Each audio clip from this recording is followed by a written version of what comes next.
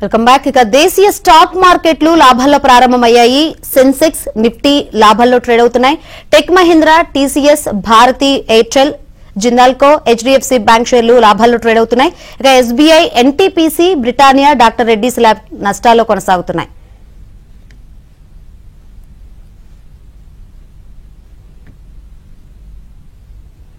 ఇక ఈ రోజు మార్కెట్స్ ఏ విధంగా ఉంటాయో వివరించేందుకు బిజినెస్ అనలిస్ట్ రాజేంద్ర గారు మనతో పాటు లైవ్ ద్వారా సిద్ధంగా ఉన్నారు. Good morning sir.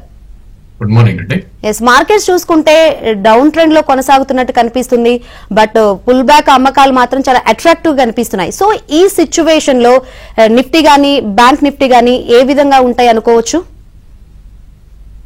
Bank Nifty are Nifty రెండు కూడా మనం చూస్తున్నాం. గత కొన్ని రోజులుగా ఒక lower lows and lower highs formation జరుగుతుంది. సో లాస్ట్ 40 days నుంచి మనం చూస్తే కనుక ఎక్కడ కూడా ప్రీవియస్ హైస్ అనేది బ్రీచ్ అవ్వలేదు. సో ఈ నేపథ్యంలో డౌన్ ట్రెండ్ ఇంకా కొనసాగే ఛాన్సెస్ ఎక్కువ ఉంటుంది. అండ్ నిఫ్టీ పర్టికులర్ గా మనం చూస్తే కనుక అన్ని మూవింగ్ యావరేజ్, అంటే even long term moving average అయితే మనకి 200-day మూవింగ్ యావరేజ్ అంటాం, దాని కింద కూడా ఆల్మోస్ట్ 3 days క్లోజ్ అయిపోవటం చూసాం. ఇన్ఫాక్ట్ ఇప్పుడు బిలో 200-day మూవింగ్ యావరేజ్ మళ్ళీ ట్రేడ్ అవుతుంది చూస్తున్నాం. సో మనం ట్యూస్డే రోజు కూడా చూసాం, ఒక హెవీ పుల్ బ్యాక్ వచ్చిన 350 పాయింట్స్ పెరిగినప్పటికీ అక్కడ ఒక బిగ్ సెల్ ఆఫ్ రావటం చూసాం. సో ఇక్కడ నుంచి ఏమవుతుందంటే సెల్ ఆన్ ర్యాలీస్ గా ఉంటుంది. అండ్ ఎవరైతే ఎవ్రీ డిప్ లో బై చేశారో ప్రాబ్లీ ఎవ్రీ ర్యాలీలో సెల్ చేసే ప్రయత్నం చేస్తారు. సో ఎక్కడ వరకు ఈ ఫాల్ ఉంటుంది అంటే కనుక ఫస్ట్ ఫేజ్ లో 23,206, అఫ్ కోర్స్ ఇప్పుడు 23,300 దగ్గర ఉంది. ఇంకో 120 పాయింట్స్ కింద ఒక మైనర్ సపోర్ట్ ఉంది.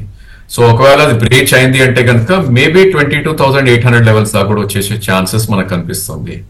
అండ్ ఈ రోజు పర్టికులర్లీ మనం చూస్తే కనుక అదానీస్ లో ఏదైతే బ్యాడ్ న్యూస్ వచ్చిందో మేబీ అది కూడా ఒక డిప్రెసివ్ సెల్ ఆఫ్ అనేది మనం వాటిల్లో రావటం చూస్తాం. ఆల్మోస్ట్ క్లోజ్ టు ఒక 15% దాకా కరెక్ట్ అయ్యాయి స్టాక్స్, అదానీ స్టాక్స్ మనం చూస్తే కనుక. సో ఈ నేపథ్యంలో 1 by 1 బ్యాడ్ న్యూసెస్ అనేది కంటిన్యూస్లీ వస్తుంది కాబట్టి నిఫ్టీ ఈ స్టేజ్ లో అయితే ఇమీడియట్ పుల్ బ్యాక్ అయితే కనపడలేదు. అండ్ ఆల్ మూవింగ్ యావరేజ్ కింద ట్రేడ్ అవుతుంది కాబట్టి సో నిఫ్టీలో స్ట్రెంత్ రావాలంటే ప్రీవియస్ స్వింగ్ హై ఏదైతే ఉందో 24,537 పైన క్లోజ్ అవుతేనే ఒక న్యూయర్ హై వచ్చే ఛాన్సెస్ ఉంటుంది. లేదంటే కనుక అదొక బిగ్ హర్డిల్ గా ఉంటుంది. అఫ్ కోర్స్ మనకి 20-day మూవింగ్ యావరేజ్ 24,000 దగ్గర ఒక మేజర్ హర్డిల్ అనుకోవచ్చు. సో ఈ నేపథ్యంలో డౌన్ సైడ్ ఎంత ఉంటుంది అంటే కనుక 22,206 కట్ అయింది అంటే కనుక మేబీ 23,206 కట్ అయితే 22,800 లెవెల్ వస్తుంది. ఒకవేళ అది కూడా సస్టైన్ కాలేదు అంటే కనుక మనకి ఎలక్షన్ రిజల్ట్స్ రోజు ఏదైతే లో ఫామ్ అయిందో 21,281, అంటే ఇక్కడ స్కేర్ చేయటం అని కాదు, but that's how the pattern మనకి చార్ట్స్ లో కనిపిస్తుంది. But as per dough theory ఏంటి అంటే కనుక ప్రాబ్లీ అన్ని ఇండస్ట్రీస్ వన్ డైరెక్షన్ లోనే వెళ్ళాలి. సో అది మనకి జరగట్లేదు ఇండియన్ మార్కెట్స్ లో, బికాస్ నిఫ్టీ డౌన్ ట్రెండ్ లో ఉంది, బ్యాంక్ నిఫ్టీ ఒక side ways to consolidation zone లో ఉంది. సో ఇప్పుడు ఏమవుతుందంటే ఒకవేళ బ్యాంక్ నిఫ్టీ పుల్ బ్యాక్ ఇచ్చి నిఫ్టీని మళ్ళా స్ట్రెంత్ తీసుకురావచ్చు, లేదంటే నిఫ్టీనే బ్యాంక్ నిఫ్టీని డిప్రెస్ చేసి ఇంకా కిందకి తీసుకురావచ్చు. సో అది నెక్స్ట్ కపుల్ ఆఫ్ డేస్ లో మనకు తెలుస్తుంది. In case bank Nifty swing లో ఏదైతే ఉందో 49,659, సో ఈ స్టేజ్ లో ఇంకో 300 points away from that level ఉంది. ఇన్ కేస్ అక్కడికి దాని కింద క్లోజ్ అవుతే కనుక బ్యాంక్ నిఫ్టీ కూడా నిఫ్టీతో పాటు పడే ఛాన్సెస్ ఎక్కువ కనిపిస్తుంది. So Nifty definitely sell on rallies, but bank Nifty 49,650 దగ్గర సపోర్ట్ ఉంది కాబట్టి బై ఆన్ డిప్స్ విత్ 49,500 కింద స్టాప్ లాస్ పెట్టి ఆ ట్రేడ్స్ అనేది I think we should try to play in the market అని నా ఉద్దేశం. రైట్. అంటే ఈ సిచ్యువేషన్ అంటే ఐ మీన్ ఈ బ్లడ్ బాత్ సమయంలో అంటే పెట్టుబడి పెట్టేవారు కానీ ట్రేడింగ్ చేసేవారు ఎలా చూడాలి అంటారు? వాళ్ళకి ఈ సిచ్యువేషన్ లో ఇన్వెస్టర్స్ కి ఏం సూచిస్తారు సార్? ప్రతి టిప్ లో ఆపర్చునిటీస్ అనేది ఉంటాయండి. సో మనం ఆల్రెడీ చూస్తున్నాం, ప్రాబ్లీ స్టాక్స్ లైక్ రిలయన్స్ కానీ హెచ్డిఎఫ్సి కానీ ఇవన్నీ కూడా ఒక మేజర్ కరెక్షన్ కి ఆల్రెడీ లోన్ అయ్యాయని చెప్పొచ్చు. సో ఇన్ఫాక్ట్ టాప్ నుంచి మనం చూస్తే కనుక రిలయన్స్ ఆర్ హెచ్డిఎఫ్సి బ్యాంక్ లాంటి stocks so I think probably they fallen pretty much. So ఇక్కడ నుంచి మేబీ ఒక అక్యుమిలేషన్ జోన్ లోకి వచ్చాయని చెప్పొచ్చు. బట్ ఫస్ట్ థింగ్ మనం చూడాల్సింది ఏంటి అంటే కనుక సెక్టర్స్ ఏవైతే పర్ఫార్మ్ చేస్తున్నాయో వాటిల్లో we should be in the play అనమాట. So definitely banking is one sector which is doing good compare to Nifty. And దాని తర్వాత defensive sectors like pharma and IT కూడా రెసిలియన్స్ చూపిస్తున్నాయి. సో మార్కెట్ న్యూయర్ లోస్ వస్తున్నప్పటికీ ఆ stocks are ఆ sectors అనేది ఎక్కువ పడట్లేదు మనకి. డెఫినెట్ గా ఐ థింక్ ఆ సెక్టర్స్ లోనే we should try to pick up the stocks. For instance banking sector మనం చూస్తే కనుక HDFC bank so already stock 1,600 దగ్గర కరెక్ట్ అయ్యి లాస్ట్ 2,000-3,000 పాయింట్స్ ఏదైతే బ్యాంక్ నిఫ్టీ పడిందో ఈ స్టాక్ అస్సలు మనకి ఎక్కువ ఫాల్ అనేది కనపడలేదు. సో ఆ స్టాక్ ని one should try to pick. అదేవిధంగా ఫార్మా స్పేస్ లో దివీస్ ల్యాబ్ ఒక అట్రాక్టివ్ ప్రైస్ దగ్గర ఉంది ఇప్పుడు. మేబీ ఇక్కడ నుంచి ఒక 5-7% పడొచ్చు కూడా, బట్ అక్కడ అక్యూములేట్ చేయాలి. అండ్ థర్డ్ ఈజ్ ఐటీలో టెక్ మహీంద్రా చాలా స్ట్రాంగ్ గా ట్రేడ్ అవుతున్న టైం ఇది. సో మనకి ఏంటంటే మార్కెట్ ఎప్పుడు పడుతున్నప్పుడు చాలా ఫియర్ అనేది ఉంటుంది ఇన్వెస్టర్స్ లో, బట్ ఆ ఫియర్ ని ఓవర్కమ్ అయ్యి కొనగలితేనే ప్రాబ్లీ నెక్స్ట్ ర్యాలీలో good stocks they will give good returns అన్న ఒక కాన్సెప్ట్ అయితే డెఫినెట్లీ ఉంది. అండ్ ఇట్స్ ప్రూవెన్ కూడా already. So as a trader are investor మనం బాటమ్ లో కొనలేం కాబట్టి I think we should have some price range. So ఈ 3 స్టాక్స్ కూడా ఏవైతే ఉన్నాయో 5 to 8% కింద కరెక్షన్ లో one should try to buy అన్న ఉద్దేశం. అండ్ ప్రాబ్లీ ట్రేడర్స్ ఎవరైతే ఉంటారో దే షుడ్ స్టే అవే అని అంటాను. ఎందుకంటే ఒక క్లారిటీ వచ్చే వరకు ట్రేడింగ్ చేయకపోవడం ఇట్స్ ఎ గుడ్ ఐడియా. ఒకవేళ చేయాలి అనుకున్నా కూడా స్ట్రిక్ట్ స్టాప్ లాస్ తోటి with minimal quantity I think one should play in the market at this juncture. So ఒకసారి స్ట్రెంత్ వచ్చి ప్రాబ్లీ మార్కెట్ మొత్తం సెటిల్ అయినాక అప్పుడు ఒక క్లియర్ ట్రెండ్ ఎమర్జ్ అయినాక ఐ థింక్ ట్రేడింగ్ బెట్స్ అనేది ఇంక్రీజ్ చేసే ప్రయత్నం చేయాలి. రైట్. శ్రీకాకుళం నుంచి ఒక ప్రకాష్ గారు అడుగుతున్నారండి, 100 HDFC బ్యాంక్ ని 1759 దగ్గర కొన్నట్టు తెలుస్తుంది. సో ఒక సంవత్సర కాలం వెయిట్ చేద్దాం అనుకుంటున్నారు. సో ఆయనకి ఏం చెప్తారు మీరు? డెఫినెట్లీ అండి. ఐ థింక్ వారు ఉన్నది very good stock. So only thing ఏంటంటే ప్రాబ్లీ సెకండ్ ప్రైస్ పాయింట్ కూడా చూస్ చేయాలి ఇప్పుడే చెప్పినట్టు. సో స్టాక్ చాలా రెసిలియన్స్ చూపిస్తుంది. ఇన్ఫాక్ట్ బ్యాంక్ నిఫ్టీ పడినప్పుడు కూడా 1600 అనేది కట్ అవ్వట్లేదు స్వింగ్ లో ఆర్ మల్టీ మంత్ లో ఏదైతే ఉందో. మేబీ ఒకవేళ 1590 కైండ్ ఆఫ్ లెవెల్స్ వస్తే కనుక మళ్ళీ ఐ షుడ్ యాడ్ మోర్.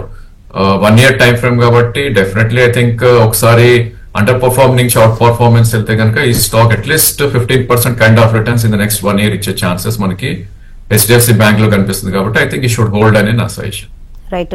ఇంతకుముందు మనం మాట్లాడుకున్న మార్కెట్స్ డౌన్ ట్రెండ్ లో కంటిన్యూ అవుతున్నాయి. సో ఎప్పుడు అప్ ట్రెండ్ కి వెళ్లే అవకాశం ఉంది అంటారు? I think negative news flow అనేది ఎక్కువ జరుగుతుందండి. So first it was FPI selling ఏదైతే కంటిన్యూస్లీ సెల్లింగ్ కొనసాగుతుంది. ఫర్దర్ గా కూడా almost 1.5 lakh crores 1.7 lakh crores వరకు వాళ్ళు సెల్ చేయడం జరిగింది. అండ్ సెకండ్ థింగ్ రిజల్ట్స్ కూడా అంత బాగాలేదు ఈ quarter results. And FMCG names కానీ లేదంటే ఆటో నేమ్స్ ఇవన్నీ కూడా ఎక్సెప్ట్ ఫర్ ఫ్యూ కంపెనీస్ చాలా బ్యాడ్ రిజల్ట్స్ అనేది ఇవ్వటం చూసాం. అండ్ థర్డ్ థింగ్ ఎవ్రీబడి మాట్లాడేది ఏంటి అంటే కనుక ప్రాబ్లీ గవర్నమెంట్ ఏదైతే ఉందో because of election code spend చేయలేదు అదంతా, but it's all factored in the price. Even ఒకవేళ గవర్నమెంట్ వచ్చి స్పెండ్ చేసినా కూడా మనీ రిటైల్ చేతికి వచ్చినా కూడా మేబీ స్పెండింగ్ అంత అగ్రెసివ్ గా ఉంటుందా వీ నీడ్ టు వెయిట్. ఎందుకంటే లాట్ ఆఫ్ స్టాక్స్ ఇప్పటికే అంటే ఎఫ్ఎంసీజీ నేమ్స్ కానీ ఆటోస్ కానీ ఇవన్నీ లాస్ట్ 3 years లో 10 baggers అయిన స్టాక్స్ అన్ని కూడా. సో ఒకవేళ కరెక్ట్ అయినాయి అంటే కనుక మేబీ ఇంకా ఒక డీసెంట్ కరెక్షన్ అనేది ఇంకా అవ్వలేదు ఆ స్పేస్ లో. So I think good news రావాలి అంటే కనుక there should be lot many. ఎందుకంటే 1 or 2 గుడ్ న్యూస్ తోటి మార్కెట్ పుల్ బ్యాక్ వచ్చినా కూడా it's not sustaining. So probably next 2-3 quarters అయితే ఒక మేజర్ పుల్ బ్యాక్స్ వచ్చి ఒక కీ లెవెల్స్ ఏవైతే ఉంటాయో ఫర్ ఇన్స్టెన్స్ ఇప్పుడే నిఫ్టీ చెప్పినట్టు 24,570 దానిపైన క్లోజ్ అవుతేనే ప్రాబ్లీ అక్కడ ఒక వర్స్ట్ ఈజ్ ఓవర్ అని చెప్పుకోవచ్చు. అదర్వైజ్ సెల్లింగ్ అనేది ఇంకా కొనసాగే ఛాన్సెస్ ఉంటుంది. అండ్ ప్రాబ్లీ ఇక్కడ కూడా మంచి స్టాక్స్ ని పిక్ చేసుకున్న వాళ్ళకి వాళ్ళకి విక్టరీ అనేది ఉంటుంది లాంగ్ టర్మ్ లో 1 to 2 years టైం ఫ్రేమ్ లో. అదే మనకి ఏదైనా హోప్ మీద ఉండి స్టాక్ ని కొందాం అనుకుంటే కనుక that will not work. And last couple of quarters లో ఏదైతే మార్కెట్ ఆపర్చునిటీస్ ఇచ్చిందో ఈవెన్ బ్యాడ్ ట్రేడ్స్ కూడా ఐ థింక్ పుల్ బ్యాక్స్ లో ఎగ్జిట్ అయ్యే ఛాన్సెస్ ఇచ్చింది. ఐ థింక్ నెక్స్ట్ 2-3 quarters ఆ ఛాన్స్ ఇవ్వదనే అనిపిస్తుంది as of now. So stick to quality of stocks and pull backs ఎప్పుడు వస్తాయి మంచి రోజులు ఎప్పుడు వస్తాయి అని వెయిట్ చేసి బాదర్ అయ్యే కన్నా మన స్టాక్స్ ఏవైతే ఉన్నాయో లిస్ట్ అవుట్ చేసుకుని వీక్ స్టాక్స్ ఎగ్జిట్ అవటం పుల్ బ్యాక్స్ లో అండ్ ఫాల్ వచ్చినప్పుడు మంచి స్టాక్స్ లో ఎంట్రీ తీసుకోవడం it should be good idea. But time frame at least 3 to 8 quarters అనేది మినిమం పెట్టుకోవాలి ఈ స్టేజ్ లో. రైట్ సార్, ఫైనల్ గా చెప్పండి any trading ideas at this point? Trading ideas with stop loss definitely కొన్ని ఆపర్చునిటీస్ ఉన్నాయండి. ఫర్ ఇన్స్టెన్స్ ఇప్పుడే చెప్పిన HDFC బ్యాంక్ మేబీ ఒకవేళ స్టాప్ లాస్ పెట్టుకున్నారని ట్రేడ్ చేయాలి అంటే కనుక that should be the trade. So ఒకటే ప్రైస్ లో తీసుకోకుండా 2 price points చూస్ చేసుకోవాలి between 1740 and 1700 and 1680 stop loss అనేది కంపల్సరీగా పెట్టుకోవాలి. And second thing probably I think pull backs వచ్చినప్పుడు రిలయన్స్ లాంటి stocks it might give faster pull back ఎందుకంటే ఇండెక్స్ హెవీ వెయిట్ కాబట్టి. అండ్ డెఫినెట్లీ ఇది ఒక సపోర్ట్ జోన్ ఏదైతే ఉందో అక్కడికి రావటం చూస్తున్నాం మనం. 1194 అనేది ఒక మేజర్ సపోర్ట్, 1226 ఉంది. ఈ స్టాక్ ఆల్రెడీ 1600 నుంచి 1200 దాకా కరెక్ట్ అవటం చూసాం. సో 400 points కరెక్ట్ అయినాక అట్లీస్ట్ మనకి 20% అంటే 80 to 100 rupees పుల్ బ్యాక్ వచ్చే ఛాన్సెస్ ఉంటుంది. ఐ థింక్ అది వెనస్డే రోజు కూడా ట్యూస్డే రోజు కూడా మనం అది అబ్జర్వ్ చేసాం 1230 టు 1280 చాలా స్విఫ్ట్ గా పెరిగింది. మేబీ ఇలాంటి స్టాక్ ఎవరన్నా ప్రాబ్లీ 1190 స్టాప్ లాస్ పెట్టుకుంటే కనుక ఈ స్టాక్ ని కూడా ట్రేడింగ్ పరంగా one should try to do. So ఇలాంటి టైంలో ఏంటంటే మనం ఈవెన్ షార్టింగ్ ఆపర్చునిటీస్ కూడా వెతకాలి. ఎందుకంటే underperforming sectors or stocks ఏవైతే ఉంటాయో ఎవ్రీ పుల్ బ్యాక్ లో షార్టింగ్ చేసే ప్రయత్నం కూడా చేయాలి మనం. For instance auto and metals. So metals pull back rallies వచ్చినప్పుడు one should try to sell. Probably ఆ స్పేస్ లో maybe SAIL is the weakest one F&O లో ఉన్న స్పేస్ స్టాక్ అది.